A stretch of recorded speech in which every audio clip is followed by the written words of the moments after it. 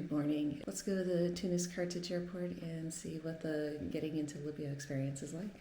It's about 5 a.m. Such an easy drive at this hour to get there. We're flying with Libyan Wings, Libya's flagship airline. Let's see what the experience with them is like. Thank you. The Libyan Wings staff was actually really nice, and that was a very easy check-in process for Libyan Wings. So let's go through security and see what that's like here. This airport is actually very pretty, very beautiful.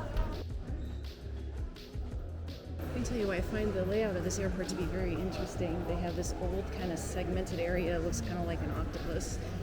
And then they have this long walkway to a much more modern area. Here I am nerding out over airport architecture of all things. The boarding process in Libyan Airways was super fast. And I was like the last person to get on at like 20 minutes before I was supposed to take off. Flight commencing now. Look at the legroom I have in economy. It's insane.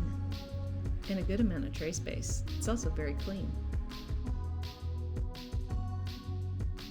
For this quick 90-minute flight, look at the meal you're served. 5-hour American flights barely give you pretzels and drinks. The food was great. You barely had enough time to finish before arriving in Tripoli.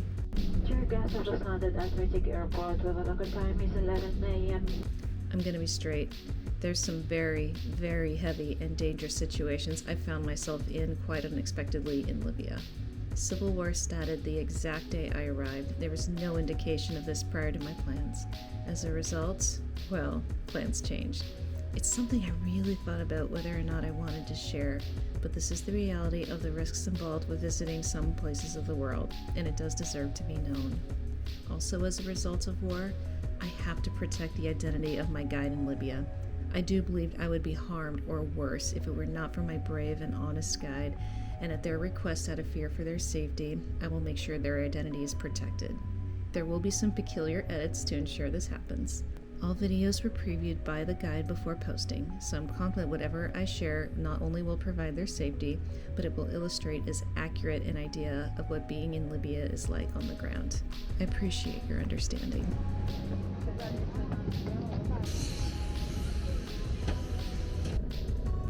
There's our vessel. Well, it's been an adventure so far, to say the least. Let's see.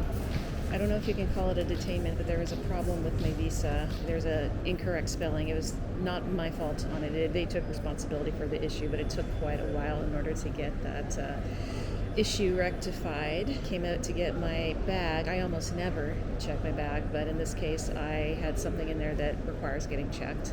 It's missing. Not the greatest start to Libya here, but this is my 70th country, believe it or not, and if this is one of the first times I've lost a bag, pretty blessed. I've had that bag for 12 years now. I really don't want to lose it like this. Well, we found my bag, so thank goodness for that. It took a little while. I also just found out we have to have the tourist police with us to go anywhere, so. And nothing was missing from my bag. A very big win.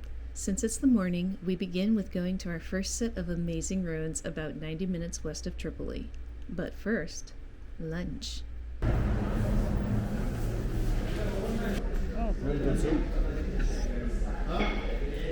Look at that. My other favorite thing. Oh, that's good. It's got a good spice to it. It's delicious. So we gotta dig into the bag of lunch. Oh yes, it was delicious.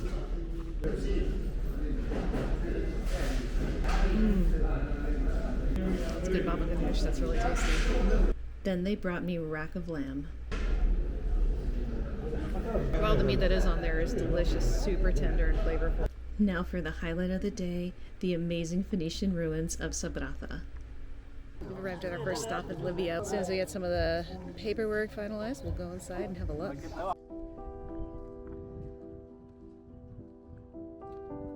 I can already see one of the structures in the distance, and it does not disappoint. Can't wait to show you. Immediately you can see the evidence of a massive, sprawling city that once thrived here along the Mediterranean coast. One of the more memorable stories about gods was that of Bis, the ugly god. Bow-legged, short, tongue sticking out, the wretched side of him helps women with difficult labors to birth their children. Still original. Wow, look at this. Amazing this is. This is kind of a treat. I don't think there's a lot of ruins around the world that are this well intact that you get to climb up on and go inside.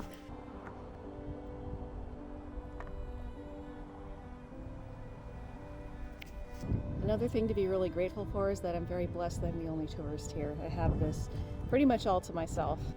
Wow. Yeah. This is an original Yes. phallus-shaped design, and it was to point people towards the brothel.